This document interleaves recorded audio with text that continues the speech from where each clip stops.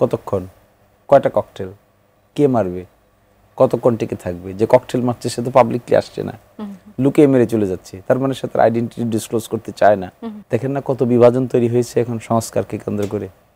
আওয়ামী লীগ এগুলো করলে সবাই কাছাকাছি আসবে।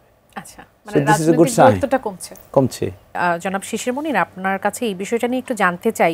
এই যে কালকের একটি তারিখ, রায়ের তারিখ ঘোষণা করা হবে, সেটি নিয়ে যে আসলে শান্ত ভাই যেমনটি বলছিলেন একটা সাজ অবস্থা আইন শৃঙ্খলা বাহিনীর, সেটি আমরা দেখতে পাচ্ছি। জনমনেও কিছুটা আতঙ্ক বিরাজ করছে, অস্বীকার করার কোনো উপায় নেই। এবং আওয়ামী লীগের যারা আছে তারা আবার বলছে যে ঢাকাকে তারা বিচ্ছিন্ন করে দেবে, নানা ধরনের হুমকি ধামকি আসলে দিচ্ছে। কতটা বাস্তবসম্মত এই হুমকি? কালকে তো কোনো রায় হবে না, রায়ের তারিখ নির্ধারণ কবে হবে তার ডেট নির্ধারিত হবে। তো কোয়াইট নর্মাল, এত বড় একটা বিচার হচ্ছে, রায় ঘোষণার পর্যায়ে চলে গেছে, রেজিস্ট করতে চাইবে, এটা তো অস্বাভাবিক কিছু দেখি না আমি।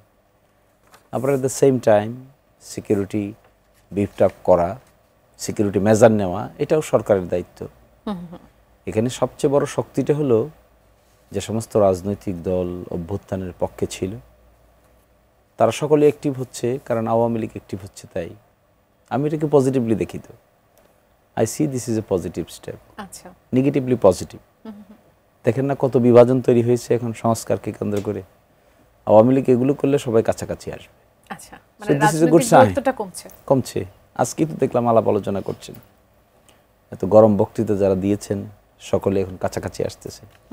তো মাঝে মাঝে এরকম করা ভালো, it's not bad, it's other way good. সন্ত্রাসী কর্মকাণ্ড যেগুলো হচ্ছে মানে বিভিন্ন জায়গায়, সেটি হলেই আমরা দেখতে পাচ্ছি বলা হচ্ছে যে আওয়ামী সন্ত্রাসী যারা আছে তারা করছে, বা আওয়ামী লীগের যারা বিচ্ছিন্ন সমর্থক আছে তারা করছে। ককটেল বিস্ফোরণ থেকে শুরু করে বাসে আগুন দেওয়া থেকে শুরু করে বিভিন্ন জায়গায় আগুন দেওয়া, এই ধরনের ঘটনাগুলো যখন ঘটছে সেগুলো তো বলা হচ্ছে যে আওয়ামী লীগই করছে। একটা ঘটনাকে সামনে রেখে যারা করছে, যে জিনিস ঘটাচ্ছে, ঘোষণা দিয়ে করছে, এখানে সেকেন্ড হাইপোথেসিস আর কি আছে? যদি কোনো রিজনেবল লোককে জিজ্ঞাসা করা হয়, আমি তার আরেকটু যুক্ত করি, বলুন এটা কারা করছে। জি, বিএনপির স্থায়ী কমিটির সদস্য আমির খসরু মাহমুদ চৌধুরী তিনিও বলেছেন যে আওয়ামী লীগ দেশে নেই, তাদের নির্বাচনের রেসেও নয়, তাদের কোনো নেত্রী নেই, অস্তিত্ব নেই, কিন্তু সন্ত্রাসী কর্মকাণ্ড করে নির্বাচন বাধাগ্রস্ত করতে পারবে এমনটা ভাবার কারণেই আওয়ামী লীগ ছাড়াও যে কেউ সন্ত্রাসী কর্মকাণ্ড করতে পারে। কিন্তুটা তো এখানে চলে এলো। না, এগুলো একজনের মন্তব্য করেছে, মন্তব্যের পিছনে আমাদের দৌড়াদৌড়ি করার কোনো কারণ নেই। আপনিও দেখছেন, আমিও দেখছি।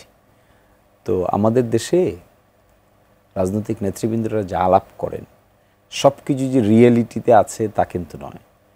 আপনি দেখবেন যে এখন হচ্ছে ককটেল ফুটাচ্ছে, একটু আগে দেখলাম টিএসসিতে ককটেল ফুটাচ্ছে। তো টিএসসি ককটেল ফুটিয়ে কি হয়েছে? একটু আতঙ্ক তৈরি হয়েছে, একটু দৌড়দৌড়ি তৈরি হয়েছে।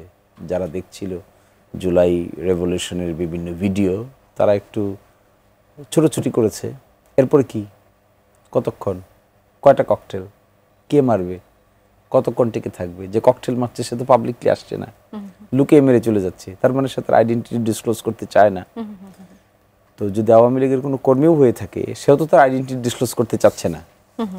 সে তো এখানে এসে পলিটিক্যাল কোনো স্টেপ নিচ্ছে না। যেমন আমরা দেখছি যে জুলাই আন্দোলনের সময় হাজার হাজার মানুষ রাস্তায় নেমেছে, পুলিশের সঙ্গে বাকবিতণ্ডা হয়েছে, একসময় পুলিশের ব্যারিকেড ভেঙে গেছে। ওটার নাম মুভমেন্ট, ওটার নাম আপসার্জ। আর এটার নাম কি? এটার নাম আমাদের আইনে বলে এটাকে নাশকতামূলক, ইংরেজিতে বলে স্যাবোটেজ। স্পেশাল পাওয়ার অ্যাক্টে সেকশন 15-তে একটা অপরাধ আছে, এটার নাম হলো স্যাবোটেজ, বাংলায় বলে নাশকতা। এই নাশকতার জন্ম, নাশকতা শব্দটার জন্মও কিন্তু লাস্ট রেজিমে হয়েছে। আগে কিন্তু বাংলা বুঝতো না কেউ, সবাই অফেন্সটা জানতো স্যাবোটেজ। কিন্তু এটাও আমরা বিগত সরকারের আমলে দেখলাম, ওই মানুষ ঘরের ভিতরে বসে মিটিং করতেছে, কতগুলোকে ধরে নিয়ে আসছে, এসে বলছে এটা নাশকতার পরিকল্পনা করতেছে। আরেকটি প্রশ্ন আপনার কাছে আছে। সো আমার কনক্লুশনটা হলো, আমি মনে করি এগুলা কোনো পলিটিক্যাল অ্যাক্টিভিটিস না, এগুলো হলো স্যাবোটেজ।